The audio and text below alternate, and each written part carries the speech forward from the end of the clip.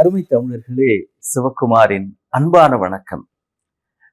காலையில சீக்கிரமா எழுந்து கொள்வது அப்படின்றது ஒரு நல்ல வழக்கம் தான். அந்த வழக்கம் இருக்கிறவர்கள் தூக்கத்தை தூக்கி போடுவது மட்டுமல்ல, இந்த உலகமே அவர்களை தூக்கி வைத்து கொண்டாடுவதற்கு முதல் அடி எடுத்து வைக்கிறார்கள்.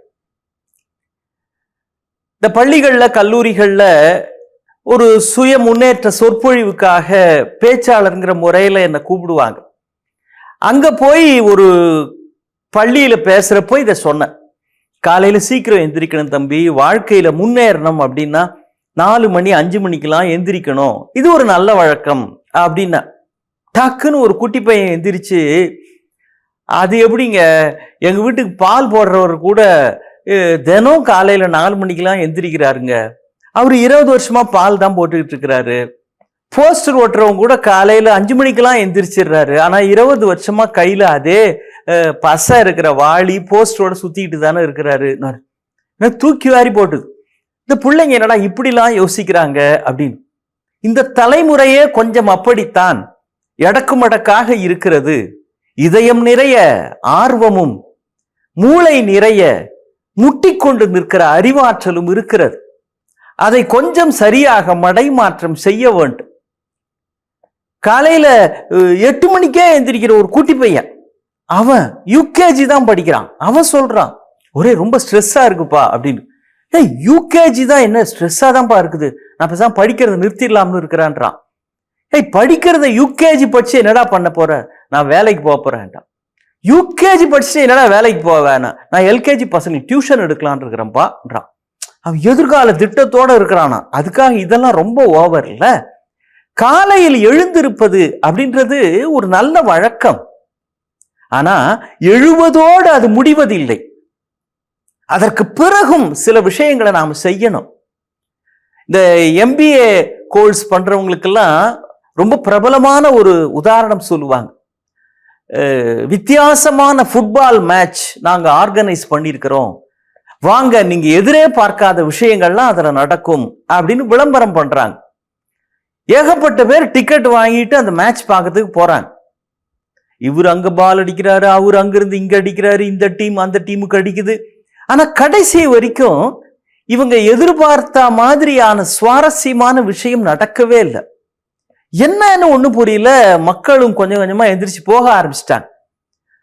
அந்த விளையாடுறாங்களே அந்த 2 டீம்ல இருக்கிறவங்களுக்கும் ஒண்ணு புரியல.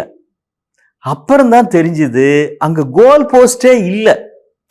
கோல் போஸ்டே இல்லாம என்னதான் ஓங்கி அடிச்சாலும் பாஸ் பண்ணாலும் அதை கொண்டு போய் கோல் போஸ்ட் வரைக்கும் போனா கூட, கோல் போஸ்ட்னு ஒண்ணு இருந்தா தானே கோல் போட முடியும். அரங்கத்துல இருக்கிற 1000 பேரும் கோல் அப்படின்னு கத்துகிற அந்த மகிழ்ச்சி தான் அதனுடைய அல்டிமேட் எய்ம். வாழ்க்கையும் அப்படிதான். கோல் அப்படின்னு ஒண்ணு இல்லை அப்படின்னு வச்சுக்கோங்களேன், என்னதான் நாள் முழுக்க அதுவும் விடியற்காலையிலேயே எழுந்து இதை பண்ணி அதை பண்ணி அதை பண்ணி அங்க போகணும் இங்க போகணும், அல்டிமேட்டா at the end of the day அப்படின்னு சொல்லுவாங்களே, இரவு படுக்கிற பொழுது இன்று முழுவதும் நாம் என்ன செய்தோம்னு யோசிச்சு பார்த்தா ஒரு அடி முன்னேறி இருக்கிறோமா அப்படின்றதான் அளவுகோல். நேற்று இருந்ததை விட இன்றைக்கு அறிவுபூர்வமாக, பொருளாதார ரீதியாக, ஆரோக்கியத்தின் அடிப்படையில், உறவுகள் அடிப்படையில், மனிதன் என்கிற முறையில் இப்படி எல்லாம் பார்க்கிறப்போ நேற்று இருந்ததை விட நம்ம முன்னேறி இருக்கிறோமா அப்படின்றதுதான் நம்முடைய அதிகபட்ச இலக்கு. அந்த கோல் இல்லைன்னு வச்சுக்கோங்களேன், இந்த ஃபுட்பால் மேட்ச் மாதிரி தான் வாழ்க்கையுமே ஆகிவிடும். சுவாமி விவேகானந்தர் அமெரிக்காவுக்கு போயிருக்கிறப்போ அங்க ஒரு போட்டி நடக்குது. சில இளைஞர்கள்லாம் ஒண்ணு கூடி துப்பாக்கி சுடுற போட்டி. யார சுடுறது அப்படின்னா, முட்டை ஒரு 6 முட்டை வரிசையா வச்சிருக்கிறாங்க. பல நாள் பிராக்டிஸ் ஆனவங்களால கூட 6 முட்டையும் வரிசையா சுட முடியல. இவர்கிட்ட கேட்கறாங்க. விவேகானந்தர் உடனே அந்த துப்பாக்கியை வாங்கி வரிசையா டக்கு டக்கு டக்குன்னு 6 முட்டையும் ஷூட் பண்ணி முடிச்சிட்டார். ஆச்சரியப்பட்டு போனாங்க, எப்படிங்க உங்களால முடியுது அப்படின்னு. அவர் ரொம்ப அருமையா ஒரு வார்த்தை சொல்றார். நீங்கள்லாம் இப்படி 6 முட்டையும் ஷூட் பண்ணா கிடைக்கக்கூடிய பரிசுல உங்க கவனம் இருந்திருக்கலாம். ஆனா என்ன பொறுத்த வரைக்கும் கவனம் பரிசு பெறுவதில் இல்ல, இந்த இலக்கை சுடுவதில் தான் இருந்தது அப்படின்னார். மனித மனம் அப்படித்தான். நாம எதை நோக்கி அதை திருப்புகிறோம் அப்படின்றத வச்சுதான் அது எதை நோக்கி நம்மை செலுத்துகிறது அப்படின்றது தீர்வாகிறது. இந்த புகைப்பட கலைஞர்களுக்கு ரொம்ப முக்கியமான விஷயம் எது தெரியுங்களா? ஃபோக்கஸ் அப்படின்னு சொல்லுவாங்க. எதை படமாக எடுக்க வேண்டுமோ அதை நோக்கி தெளிவான கூர்பட்ட தன்மை இருக்க வேண்டும். ஃபோக்கஸ் இப்பெல்லாம் ரொம்ப இம்ப்ரூவ் ஆயிடுச்சு, அதனால டெவலப் பண்ண வேண்டிய அவசியம் இல்லை. அப்பெல்லாம் பழைய காலத்து கேமரால அப்படி ஃபோக்கஸ் பண்ணி கிளிக் ஆன பிறகு அதை டெவலப் பண்றதும்பாங்க, ஃபில்மை டெவலப் பண்றது. அதே மாதிரிதான் ஃபோக்கஸ்னு ஒண்ணு இருந்தாதான் வாழ்க்கையில நம்மளும் டெவலப்மெண்ட் அப்படின்னு ஒண்ணு நமக்கு இருக்கும். ஜப்பான்ல கோயி அப்படின்னு ஒரு வகையான மீன் இருக்கு. அது ஒரு வித்தியாசமான மீன். என்ன தெரியுங்களா?